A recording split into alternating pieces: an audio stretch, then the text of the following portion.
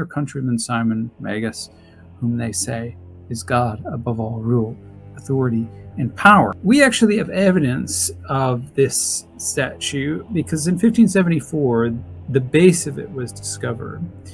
And to everyone's surprise, it didn't read to Simon's sacred god. It read Simoni Sancto Video Sacrum, which means dedicated to the trusty Simo Sancus.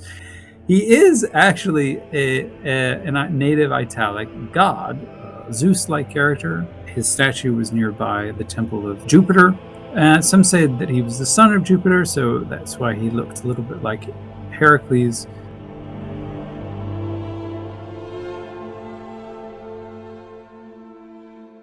Hello, folks. This is the second episode in the series on Simon, and we've already talked about on Neil's channel Simon in Acts very recently, as well as in the Great Declaration, and this will follow up on the Acts episode. But in order to fully understand where Justin Martyr takes Simon Magus, if you prefer, you need to understand Acts. So go back and check out that episode, maybe read the section in Acts chapter 8. And if you can get a hand on Justin's first apology, that's the text that we're going to be looking at primarily. That's readily available. If you need some help finding that, let me know. But Justin Martyr is really important for early Christianity because he's one of our earliest Christian writers. And the reason why he seems to really fasten on Simon is because they're basically from the same area. They're both Sumerians. Justin was a Gentile born in Flavian Neapolis.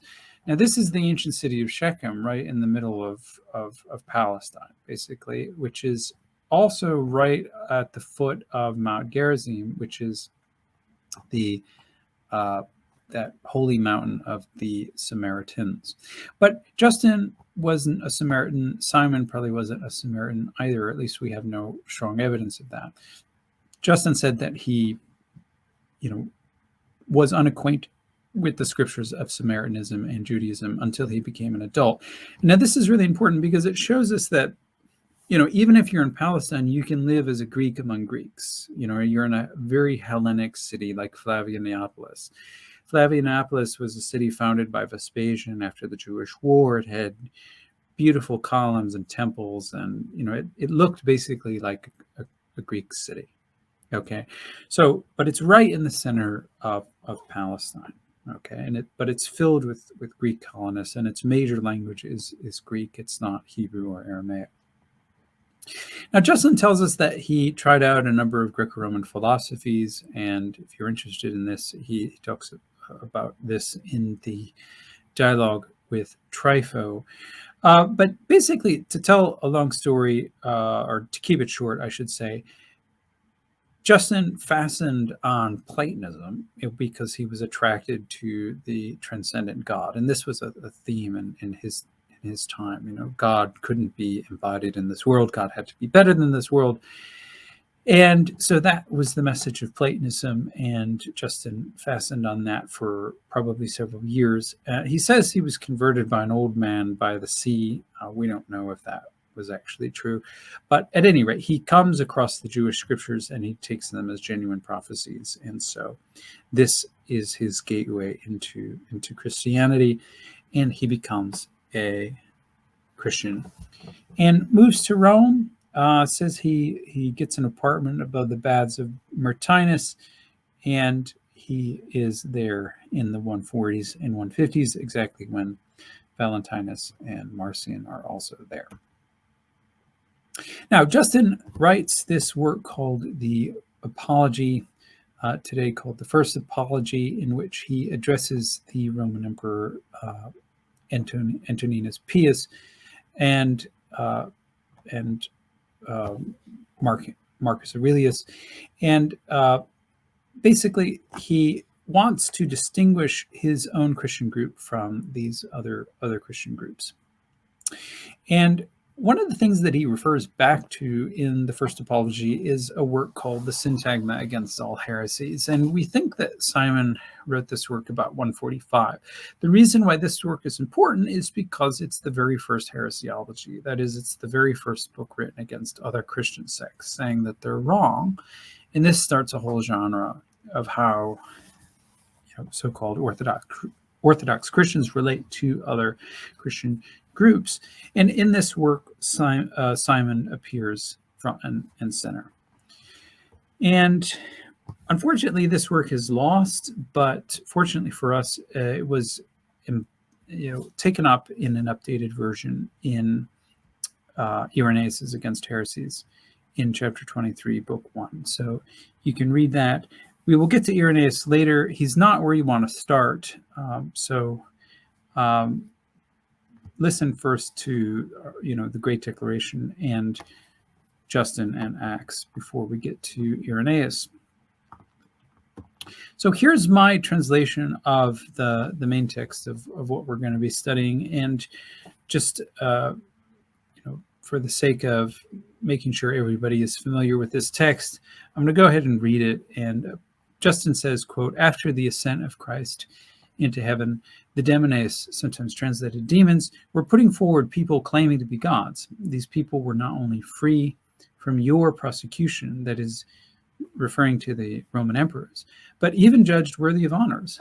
A certain Simon of Samaria from the village called Gita, in the time of Claudius Caesar, and by an art activated by demones, performed magical wonders in your royal city of Rome. He was considered a god and honored by you as a god with a statue. The statue is raised between the two bridges on the Tiber. It bears this inscription in Latin, 'To Simon, sacred God.' Nearly all the Samaritans and a few also from other nations confess that this man is the primal god. Still today, they worship him along with a certain Helen, who voyaged with him at that time. Prior to this, she was set up in a bordello in Tyre of Phoenicia. They say that she was the first thought generated by him." Unquote. So there's a lot packed in here, and I'm often amazed at why Justin would say all this to Roman emperors, but that's what he said. And in a later work, about 10 years later, he gives this added detail where he's referring back to this passage in the Apology. And he says, "I said in this earlier work how they, that is the Samaritans, were misled by obeying their countryman Simon Magus, whom they say is God above all rule, authority, and power." And those of you who know the book of Ephesians, you'll recognize that there's an allusion here to the episode where God raises up Christ and seats him at the right hand in heaven above all rule, authority, and power. So the question is Simon already being seen as Christ, or is he Christ for these Samaritans in Rome? That's the question. But what I'd like to focus on is this very interesting historical detail about the statue that Justin mentions, because we actually have evidence of this statue, because in 1574, the base of it was discovered. And to everyone's surprise, it didn't read "To Simon, sacred God." It read "Simoni Sanco Video Sacrum," which means dedicated to the trusty Simo Sancus. Now, Simo Sancus isn't he's not Simon, but he is actually a native Italic god who was very old, and the Romans themselves were sort of confused about his identity, and some said that he was a Zeus-like character.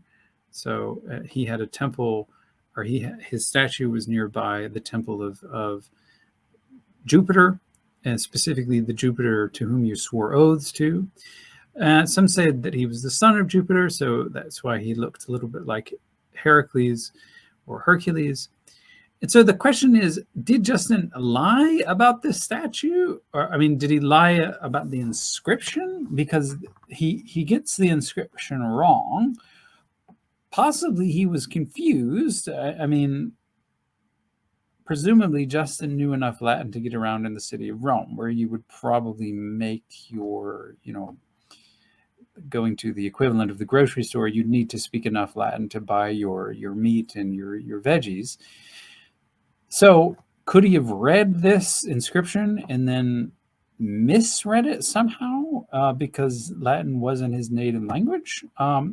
Or as some people still say, Justin was essentially right, but Simonians actually venerated Simon under the name of Simo, which, it takes a little bit of a leap of faith to get there, but there is a certain logic for that.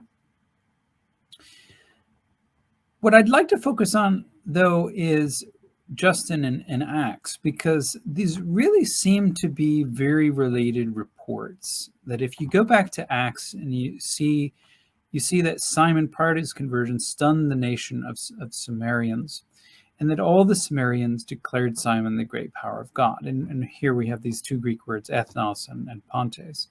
And Justin also refers to the nation of the Samaritans and also says that all of them, pontes, worship Simon along with some from other nations. And the language is close enough so that one wonders if, one author knew the other. And my sense is that Justin probably knew Acts, but he didn't quote it as Acts because Acts wasn't very authoritative at the time.